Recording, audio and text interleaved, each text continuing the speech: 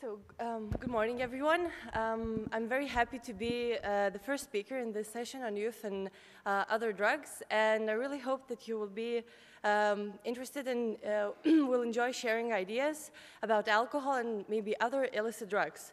So as I said, as it's been said, my name is Simona Stankeviciute, and today I'm representing Alcohol Policy Youth Network, an international youth organization which has been working for some years in the field of alcohol policy. And the topic of my presentation today is going to be something I would like to share my ideas with you about alcohol as possibly also a drug and how it can be a gateway substance to start using other substances, illicit drugs more oftenly. Okay. So when I started, before six, maybe 7 years ago, when I started working with alcohol policies, it really bothered me why alcohol in our society is not called a drug or even a narcotic substance. Why is people around the world, why they are calling alcohol a common commodity, something that they have to use on daily basis, watching TV on the evening, and etc. And I figured, well, in that case, let's find out how the term drug is defined if alcohol is not being called drug. So in medical surroundings, we call drug a material which can cure or prevent a disease. Pharmacologists say that drug is something that alters biochemical processes within one's body. However, in the context of international drug control, drug is a substance which is very specifically written down in some very specific document. And if it's not there, if it's not in that document, alcohol is not in that document, then none of the states in their legal system can call a substance a drug or a narcotic substance. And then I figured, well, let's take the alcohol. And can it potentially cure a disease? Yes, it can. If one is intoxicated with methyl alcohol, you have to use alcohol to cure this disease. Does it change mental or physical state of one who's using alcohol? Yes, it definitely does. Does it alter biochemical or physiological process in human body? Yes, it is, and I don't have to convince you about that. And even more, alcohol is a substance which is very addictive. It causes really big personality changes, causes withdrawal symptoms after stop using it. Even it's now very widely known that when alcohol is started to be used at early age, it causes even more problems throughout the years. It causes cancer, liver diseases, etc. So it's still curious for me why it's not called drug. Why in our society, when we speak about narcotics and addiction, why we imagine only pills and powders and people similar to those exhibited outside this room, right? And when we speak about alcohol, why do we imagine clubs and happiness and rich people and all of these things? So this decriminalization of alcohol really goes together to widen use of it. And this is a very curious picture from my home country. This is taken from Internet Forum for Mothers. And this one loving mother is making a 10th birthday gift for her daughter, let's say. And you can see that this is something which is very similar to champagne bottle, and it's filled with lemonade. So even loving parents, those who care about their children, because they have never been told about that, even they are putting the idea that alcohol is a very common commodity and has to be used on a daily basis. And for me, while studying in my university and then during my short clinical practice, for me it was obvious that if one starts using alcohol, he or she will eventually start using more heavier drugs. However, as being a person from a scientist world, I couldn't just rely on my beliefs, right? I have to check whether it has been proved scientifically. Luckily, that was the case. So you can see that even in 1975, authors were thinking about, they had the same idea as I, and they combined this multiple stage progress theory in which they say that adolescents, the minors who start using alcohol, they progress through 4 stages in which they become from non-users to, say, wine drinkers or cider drinkers. Then they start smoking cigarettes, drinking whiskey. Then they go to marijuana, and eventually some part of those users will become users of heroin, cocaine, and other heavier drugs. And from this whole idea, at some earlier times, like 2002, this article has been published, the gateway hypothesis has been proposed. And it's very clear and like very mathematic even, I'd say. Authors say that there's a gateway relationship between 2 substances if there's a clear order in which drug number 1 is used before drug number 2, and the probability of trying the drug number 2 is greater for those who have tried drug number 1. And, which is written here.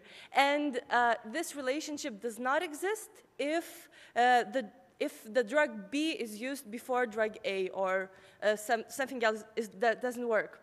So, and I really believe that the gateway relationship exists between alcohol and drugs, and let's see what the scientific evidence is for that. So this article has been published in 2010, and the authors did a very thorough research. They interviewed more than 2,000 10th graders in the United States who were about 16 years old. And then this was a longitudinal study, so those youths were re-interviewed again after 1 year.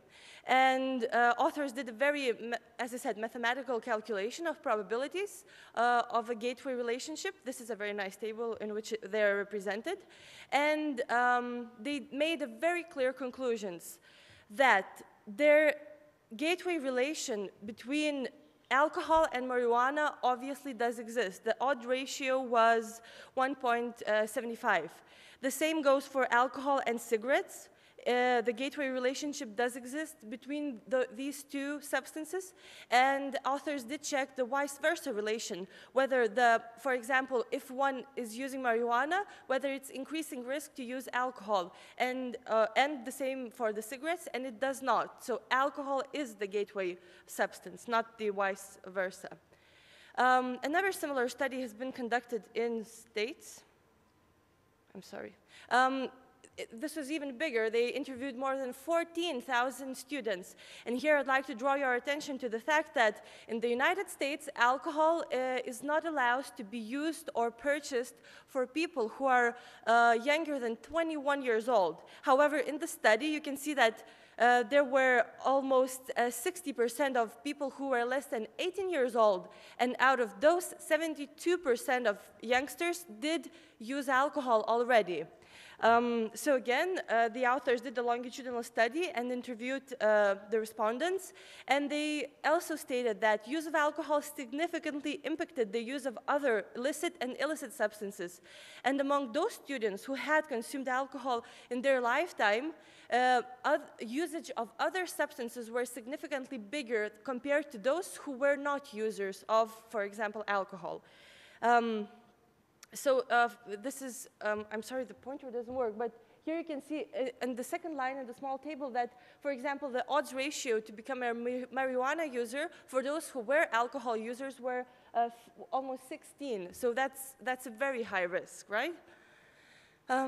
Okay, and again in the States, they do this really big national survey on drug use and health, and it's happening throughout the year, again and again. And in 2002, 88% of people who were aged 21 or older were those who were lifetime alcohol users. That meant that they were using alcohol. And out of those lifetime alcohol users, 53% had used one or more illicit drugs at some point in their life, compared to only 8% of those who were not alcohol users. And for lifetime alcohol users, the beginning of usage of illicit drugs were younger than for those who were not alcohol users. And that's again very important. I don't have to convince you that the younger the person starts using psychoactive substances, the more important problems he has later in his or her life. So here in this chart, you can see that on the right is lifetime alcohol users who reported that they used some illicit drug past year, and on the left, lifetime non-drinkers. Obviously, those who were non-drinkers used less illicit drugs. And again, in 2009, this is really scary. Among the 17% million heavy drinkers aged 12 years or older. So even at age 13, 14, we can find some people who fall to the class of heavy drinkers. They are binge drinkers and using a lot of alcohol. And 33% of those were current illicit drug users. And people who were not current alcohol users were less likely to have used illicit drugs in the past month. And then when I read all of this and I had my assumptions convinced that they are right, I was happening myself. Why is this happening? Why can I go to a shop, even at age 16, and buy a beer can or a bottle of wine? And as being representative from Alcohol Policy Youth Network, I cannot stop myself from talking about policy problems, because in the end, that's where the problem starts. So there's high ambivalence in the society about alcohol. I don't know about your home countries, but it works really a lot in Europe that people say that alcohol is our heritage. You have to have a glass of wine for your dinner, or it's even healthy for you. You would be weird if you weren't drinking. Then politicians and the society in general is very skeptic about effective policies which scientists proposed. Even more, they're fearing of backlash, that something bad in the end would happen. But in the end, I guess nothing bad would happen. People would start using more juice. However, politicians, especially before elections, are really afraid of their political imagery, and they're afraid of being called radicals. Oh, he's such a radical. He wants to eradicate alcohol as a problem for our country. And they're afraid of this image. And of course, the influence of alcohol industry is immense. They are putting, because this is where they live from, right? They cannot be happy about reducing alcohol use within the society. However, we are lucky to live in the age where very clear, evidence-based policies are already established.